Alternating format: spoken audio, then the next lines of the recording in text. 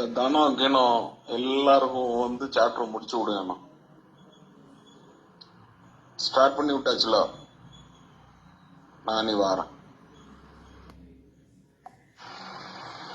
நான் ஒன்னே ஒண்ணுதான் உங்ககிட்ட சொல்றேன். என்னன்னா, நீங்க வந்து ஜோயல நோன்னா நான் எங்க தாத்தா சொத்துக்கு வருவேன். சிம்பிளான விஷயம் தான். நான் இனி டெலிட் பண்ண போறது இல்ல.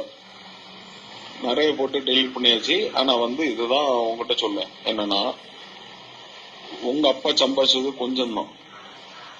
நீங்க இப்ப அனுபவிச்சுட்டு இருக்கீல்ல, அது எல்லாமே பாதிக்கு பாதி இல்ல. எல்லாத்தையும் நாங்க அனலைஸ் பண்ணி அந்த பத்திரம் எல்லாம் நாங்க எதுக்கு வந்து பார்த்தோம்ல, எல்லாம் தெரியும். பெரியப்பாவும் சொல்லுவோம், உங்க அப்பா சம்பாதிச்சது கொஞ்சம் தான். நான் வந்து எனக்கு எங்க தாத்தா சொத்துல எனக்கு பங்கு இருக்கு. நான் இனி வந்து நான் கேஸ் போடுவேன். இப்ப நீங்க ஒரு வீட்டுல இருக்கேல்ல, அவனை கூப்பிடுவீங்கல்ல, இது வந்து உன் வீடு இல்ல அங்க வந்துருன்னு. அந்த வீடு அது வந்து எங்க தாத்தா சொத்து. இது உங்க அப்பா சம்பாதிச்சது கிடையாது. நான் கேஸ் போடுவேன், நான் லீகல் நோட்டீஸ் அனுப்புவேன், நான் ஸ்டே வாங்குவேன். அந்த கேஸ் முடியாத வரைக்கும் அங்க யாரும் இருக்க கூடாதுன்னு. அந்த வீட்டுக்குள்ள யாரும் இருக்க மாட்டேன். நீங்க, உங்க பிள்ளை, உங்க ஒய்ஃப் யாருமே இருக்க மாட்டாவோ. நீங்க வந்து நோண்டுனா நானும் நோண்டுவேன். நான் வந்து பெருசா நோண்டுவேன். நீங்க தாங்க மாட்டேன். எவ்வளோ மெசேஜ் போட்டுட்டு டெலிட் பண்ணி பார்த்துட்டேன், ஒரு மரியாதையா பேசுவான்னு சொல்லிட்டு. ஆனா வந்து எப்படினாலும் இத வந்து இதுக்கப்புறம் மரியாதை பேச முடியாது. அதாவது உங்க அக்கா இறந்து ஒரு வாரத்துக்குள்ளால அவனுக்கு போன் பண்ணி ஜோயல்கிட்ட உங்க அக்கா நகைய காணலன்னு கேட்க பத்தல. இதுக்கு வேண்டிதான் உங்க மாலாக்கா எங்களை கார்டியனா போட்டிருக்கு. புரிஞ்சா? ஏன்னா இதை விட வந்து எதுவுமே கிடையாது. இதை விட எதுவுமே சொல்ல முடியாது. ஏதோ அவங்க வந்து கடைசி நேரத்துல அவங்களுக்கு தோணி இருக்கு. அதனாலதான் இந்த கார்டியனா எங்களை போட்டது.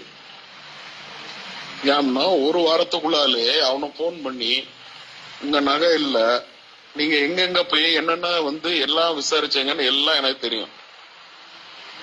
அங்க ஒவ்வொரு இடத்துலயும் பேங்க்லயும், கேனரா பேங்க்லயும், கேனரா பேங்க்ல ஐஎஃபிலயும் எல்லாத்துலயும் நீங்க பண்ணது எல்லாமே எனக்கு தெரியும். ஏன்னா இதுக்கு வேண்டிதான் எங்களை கார்டியனா போட்டது. அது வந்து உங்க நகை கிடையாது, அது வந்து உங்க அம்மா நகை கிடையாது, உங்க அப்பா நகை கிடையாது. அது மாலாக்காக்க நகை. அது வந்து அவனுக்கு மாலாக்கா தாலி வந்து என்கிட்ட தான் இருந்து, அவ ட்ரீட்மெண்ட்ல இருக்க சும்மா ஃபுல்லா என்கிட்ட தான் இருந்து, என்கிட்ட தான் தந்துட்டு போனாவோ. ஏன் உங்ககிட்ட தரல? நீங்க ஆஸ்பத்திரியில தானே இருந்தே, ஏன் உங்ககிட்ட தரல? ஏன்னா அத வந்து என்கிட்ட சொன்னாவோ, இத வந்து ஜோயலுக்கு தான் போகணும் அப்படின்னு சொல்லி. அதனால அது என்கிட்ட தான் இருக்கு, அவனுக்கு தான் போகும். இது மட்டும் இல்ல, மாலாக்காக்க ஒவ்வொரு கம்மல் வரைக்கும் அவனுக்கு தான் போகும். அதை நீங்க வச்சிருக்கலாம், இப்போ நீங்க என்னவும் பண்ணலாம். ஆனா எல்லாமே அவனுக்கு தான் போகும். அவனுக்கு ரைட்ஸ் என்னவோ அது அவனுக்கு போகும். நான் கூட வந்து கொஞ்சம் விட்டுலான்னு பார்த்தேன். சரி, ஏன்னா எனக்கே அவ்வளவு சொத்து இருக்கு, ஜோயலுக்கு நான் பாத்துக்கலான்னு பார்த்தேன். ஆனா அப்படி விட மாதிரி தெரியல. இப்போ ஒவ்வொன்னும் அவனுக்கு வரக்கூடிய ஒரு புடி மண்ணைய நான் வாங்கி கொடுத்துட்டு தான் போவேன். அவனுக்கு வர வேண்டிய எல்லாம் அவனுக்கு வரும். அது நான் வந்து எப்படி பண்ணுமோ லீகலா நான் பண்ணிக்கிட்டேன். ஏன்னா லீகல் கார்டியன் நாங்க தானே. எப்படி நான் அதை வந்து அவனுக்கு கொடுக்கணுமோ நான் கொடுத்துக்கிட்டேன். நோண்டி விட்டுட்டு நான் இனி விட மாட்டேன். அதை ஓவரா நோண்டக்கூடாது. நாங்க வந்து நிறைய பண்ணலாம், சரியா? நாங்க வந்து வெளியே இருக்கோம். வெளியே நாங்க வந்து டவுனுக்குள்ள சிட்டிக்குள்ள இருக்கோம். எங்களுக்கு நிறைய கிரிமினல் எப்படி வேணாலும் கொண்டு போவோம். அந்த ஒவ்வொரு கிரிமினலும் கிடையாது, அவனுக்கு வேண்டி அவனுக்கு வரக்கூடிய பங்கு அவனுக்கு போட்டு.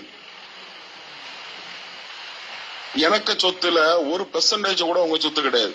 அது மட்டும் தெரிஞ்சுக்காங்க. நீங்க காட்டுக்குள்ள வச்சிருக்கீங்க எவ்வளத்தையும். எனக்கு வீடே 10 கோடிக்கு மேல போகும்.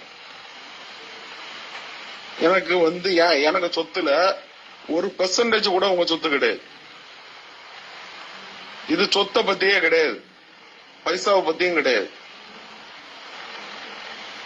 நான் எல்லாத்தையும் விட்டுலாம் தான் இருந்தேன், ஆனா இனி விட மாட்டேன். நான் ஒன்னே ஒண்ணுதான் உங்ககிட்ட சொல்லுவேன், என்னன்னா